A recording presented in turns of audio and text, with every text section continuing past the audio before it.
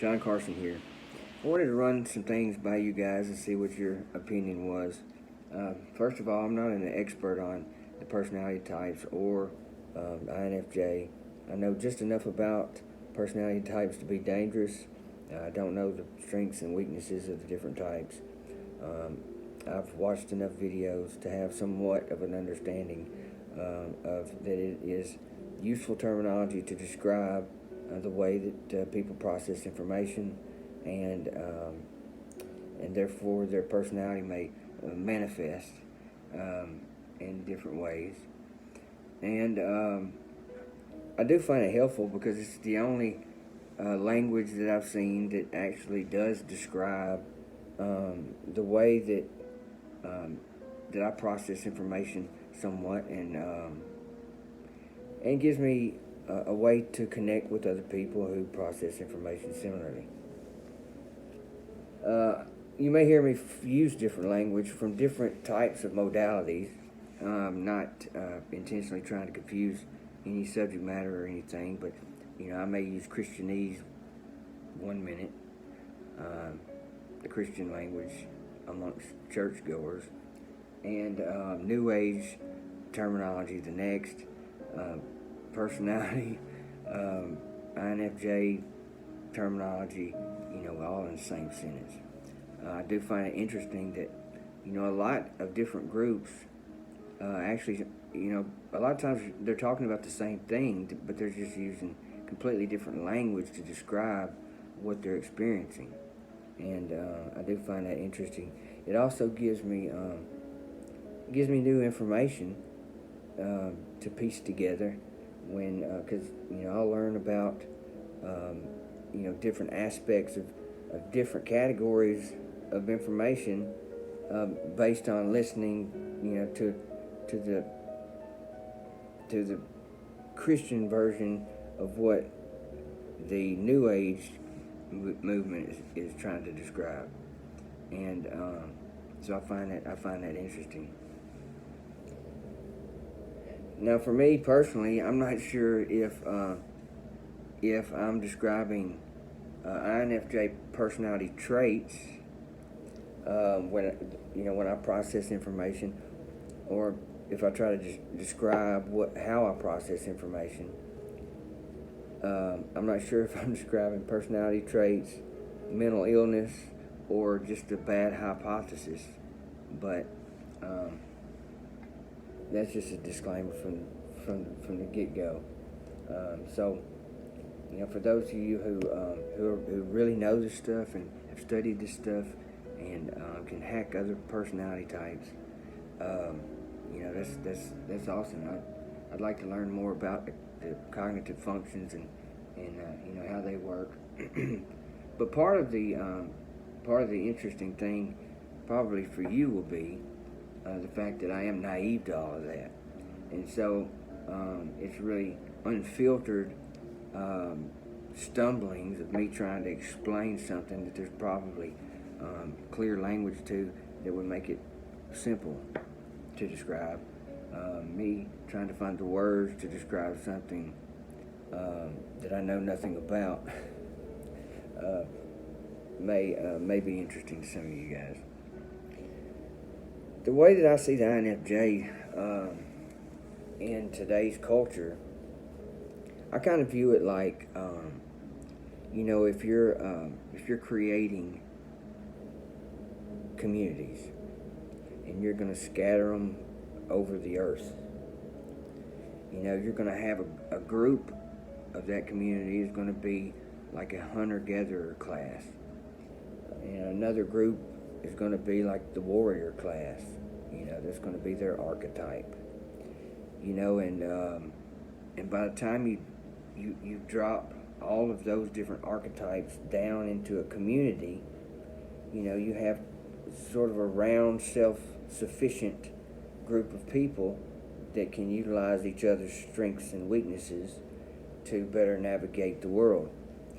I kind of view the INFJ type as, as you're creating a community, you have your hunter-gatherers, you have your warriors, and then there's like one and it's like one little archetype falls of like a shaman or a medicine man or a healer or a priest or the spiritual visionary of the community. You don't need many of those. You don't need as many spiritual visionaries or spiritual healers as you do, hunter-gatherers or the warrior class, or so it's like just one little archetype falls with the whole community, and then there's space, and then there's another community where the same archetypes fall and form another self-sufficient community. And the warrior and the hunter-gatherer types, they have enough of them to be able to interact with each other and learn from each other and communicate with each other and kind of get some validation as to who and what they are in the world. In our culture, if you're to look at it that way, there really is no, our culture doesn't value really that type of architect of the shaman, or that rarer spiritual type that you only need one of in a community. Our culture doesn't really validate those strengths, and so you have these shaman, these people who would normally be, active members of the community, with a great purpose, to be able to contribute. You don't have any of that. There's a disconnect. You've got these kind of these misunderstood souls that want to help everybody but don't know how, and can see things in the spiritual realm that most can't, but you can't find a way to, you don't know why you're the only one that sees it. You're not, there's no rain dance to, there's no rain dance or spiritual omen that you have to declare over this culture. I mean, there is, but you know what I'm saying? There's not, the demand is not valued, or the demand is there, but those skill sets are not valued necessarily. And then a lot of guys that are actually in the positions of spiritual leadership, a lot of times are in that position for other motives, other than just to serve the other people. Not that they're all that way, but you have your fair share. But that's kind of the way I look at it. It's very rare that I've never found anybody that was like me in the way that I am, militant to try to help other people. And I can see where it would be kind of rare, where a shaman of one group and a medicine man of another group would get together and talk about the spiritual climate of the community. Even though that may have happened, I don't know, but your different cultures have different manifestations of that particular purpose, that archetype, and it just feels like a disconnect. At least that's how I feel. I feel like there's not many of me to find. There's not many archetypes like that. That's why the internet, is a good resource, even though I don't find really a representation. Even though I like the INFJ videos and I've watched them, but I still don't see a representation of the way that I am as far as just the militancy of it. And as noble as that may sound, I want to put another perspective on it. It sounds noble to be the one that can kind of sense when there's disharmony in the group, and you're trying to, neutralize all the negative energy and, people please and create an experience that everyone is happy with and all that. All those things may be true, and a lot of times are true, but at the center of it still is a selfish motive. One of the reasons that I help other people is because the way that I'm wired is my happiness comes from making other people happy or happier. So it's not that I'm just happy when things are, chill.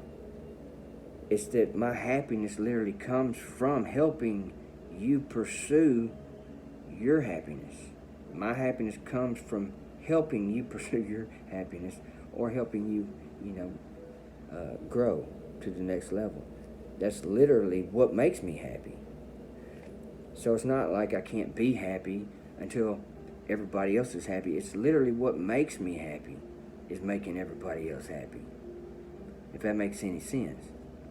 I see where a lot of people kind of trying to mentor the INFJs, and they're like, hey, let them be them. Let them, don't worry about the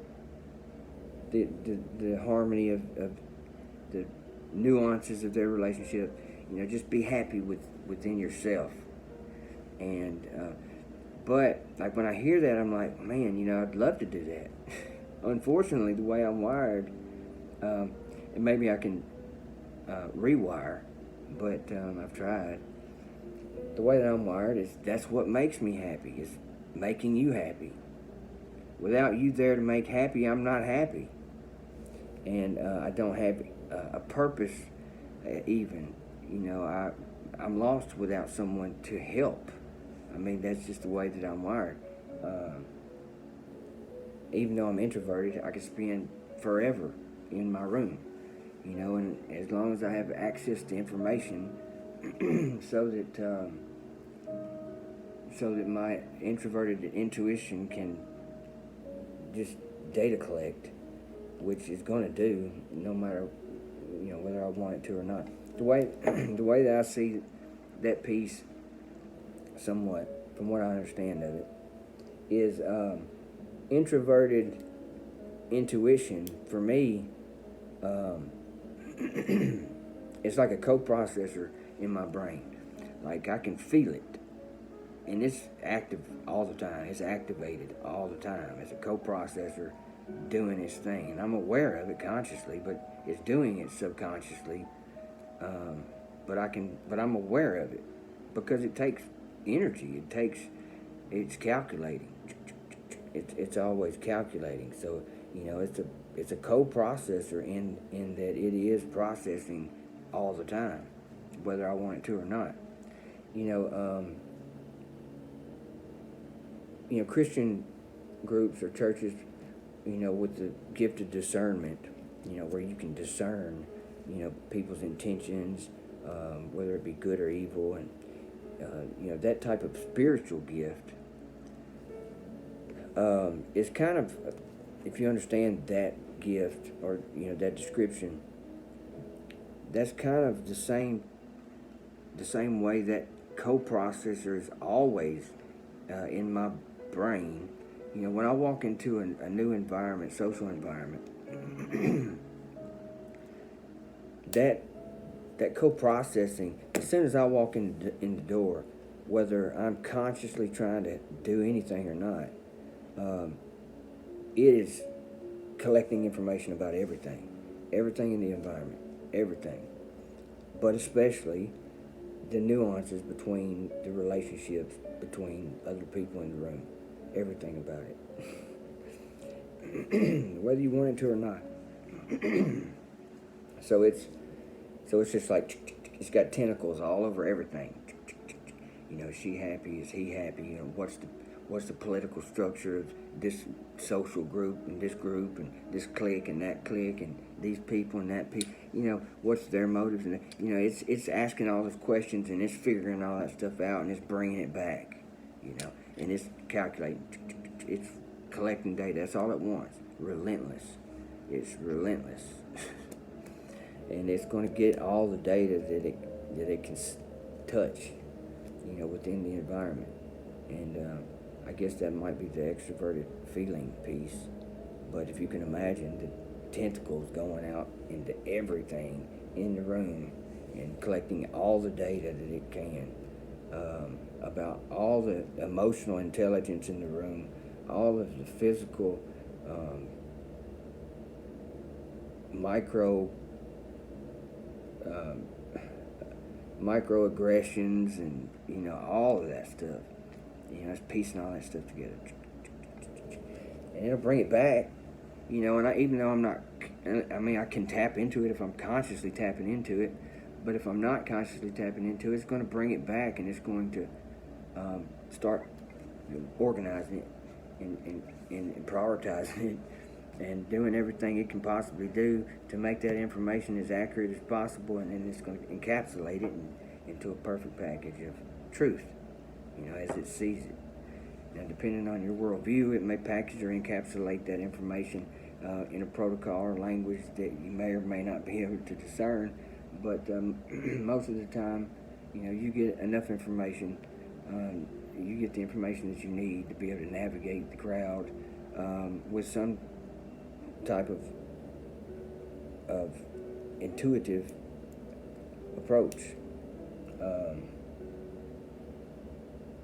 or informed approach.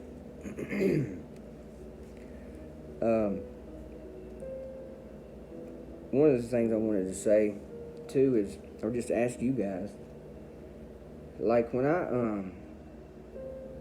like INFJ traits that I guess people are commonly know about, like INFJs don't do small talk.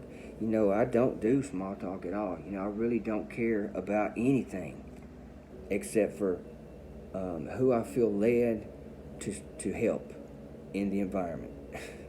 And that's it. That's the mission, and it's always a mission, and it is a very intentional thing. I'm not there by accident talking to some stranger in a corner about football. It's not going to happen. I will shut that down in a heartbeat, and I'll go over there to the guy that nobody's talking to, or the girl nobody's talking to, and I will start surgically interrogating until I can figure out the trauma that they're specifically needing help with, if they're hungry for that.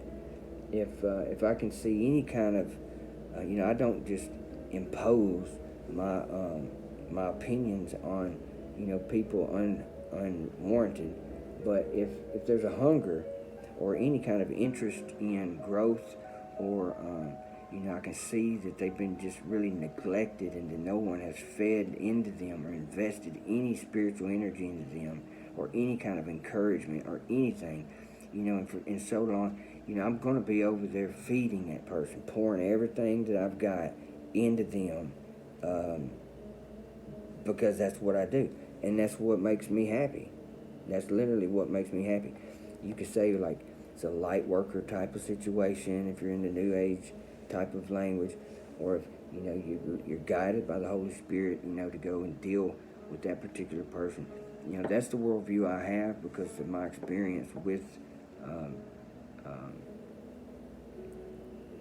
the religious aspect of Christianity, which I'll tell another time. It's too deep to get into right now.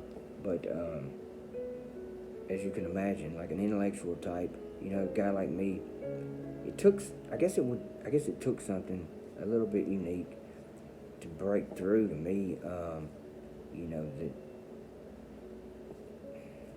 That the whole spiritual world was even real. I was blind to all of it for the longest time. But are there other people that are that like intentional, militant about it? I literally feel like a general in an army, and I know what I'm there to do. And a lot of times, I will know. I'll have a knowing that I'm there, and I'm there for that person, and I will do everything, anything to get to that person. I will shapeshift into anything. I will shapeshift into all kinds of different archetypes. I can literally shapeshift into all kinds of different archetypes to get to that one individual. And I may have to go through darkness to get to the person to shine light, or it just might be another shade of light that I'm shining on them. But whatever I have to do, is the mission to get to that person to help them. Because really, the way that I judge men is by the fruit, So if if you look nice and you've got a great product and you're selling it to me, and you leave and nothing but bad things seem to happen, there's confusion or chaos left in the wake. I don't. I've got to be able to leave in the wake fruit that people can use. Hope, love, faith. There's usually something specific. Usually it's really specific. And for those of you in Christian circles that use like the word of knowledge and stuff like that, those gifts, where you'll literally know stuff that only you and that individual will know, and when you speak that to that individual, it shatters every resistance, because that individual knows that there's no one else on the planet that knows that information but them, and so that immediately is going to mystify you as an INFJ, because all of a sudden, wow, this guy's telling me stuff that nobody knows, but I care enough about them to get them the message, because it's usually something simple or just something that you can just really. Sometimes it's a sentence, even if they're not even receptive, but yet I'm getting clear enough message about what they need to hear. I'll use whatever is in the environment to get them that message. I'll use, I may not say a word, and I'll use a song to get the message to them. They don't even know that I'm getting them the message. It really gets that deep. And I'll tell some more specifics about different stories, like specifically that I've had happen. But to keep this video from going too long, sorry, 22 minutes. I just wanted to see what you guys' thoughts were on some of that stuff. The INFJ, as noble as it is to help other people, really, I think the INFJ personality type, they're happy making you happy. I like to be happy. Making you happy is going to make me happy. What am I going to do? I'm going to try to make you happy. That may look like to other people like I'm people pleasing, but in reality, I'm just making me happy. I'm making myself happy. Narcissistically, I'm focused on me getting myself happy by getting you happy, and it's a win-win situation if it can turn out that way. And then especially if you can get the other individual to really see the spiritual intentionality of it, and how they can go and affect other people in their circle of influence, that they have the authority to speak into those people's lives. But let me know what some of you guys think. I'm not the type of person that has to be right about everything, because I know I'm not right about a lot of things. I'm smart enough to know that I'm a fool, and it took me a long time to understand that. I believe that by the time I learned to navigate the world in its emotional and physical and spiritual landmines, by the time I learned enough to navigate through the world without getting hit with a mine at every other step, I'll be too old to actually do anything. I think wisdom is wasted on the old. I wish it'd be a lot different. It'd be a lot different if I would have been able to connect with the maturity of some of the things that I understand now. Even 10 years ago, 15 years ago, it would have made a big difference. I didn't even understand I went to electronics engineering school. I'm from a small town in Tennessee. I didn't get to go to a big university, and so I don't. So I'm naive to a lot of the philosophies that are out there already that are common knowledge. Maybe to some that have been to universities. But like I said, it makes it interesting when I stumble upon a philosophy that you know about and you can point me to, and that's happened many times with me. I'll be philosophizing about a truth that I've just come to the awareness of just by the experience, and then some guy will tell me, well, that's synchronicity, something like that. I've been trying to figure it out for years and didn't know the word for it, didn't have the language to discuss it with anybody. I didn't want to look like a fool, or feel like a fool trying to get somebody to understand me describing synchronicities, or as an example. But I'll just let me know what you guys think. We'll holler at you later.